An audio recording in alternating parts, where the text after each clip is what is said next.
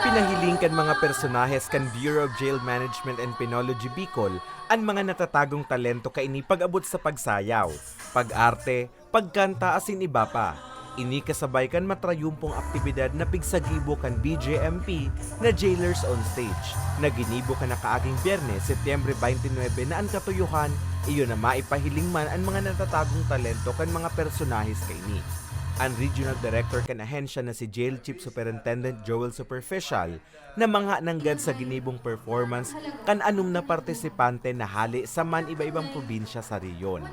Well, BGMP 5, I might say that hindi naman tayo sa pagmayabang, pero when it comes to talents and accomplishment, I think we are a region to reckon with.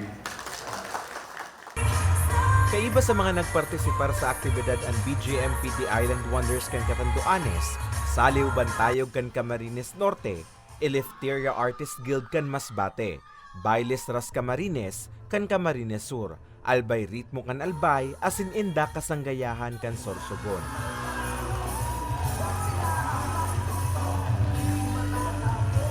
Ang mga talento ni pigpahiling kan mga kaintra naglaladawan kan realidad na nangyayari sa oro aldaw na trabaho kan jail officers maging kan PDL.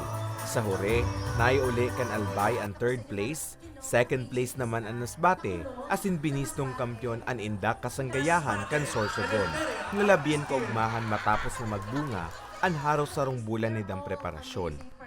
Spirit ng gusto na lang namin i-enjoy kasi alam naman namin na sobrang talented lahat ng kasama namin. And yun nga, yung mindset namin na i-enjoy na lang yung performance and isipin na rin namin yung pagod, lahat ng pawis during the preparation. So, worth it po.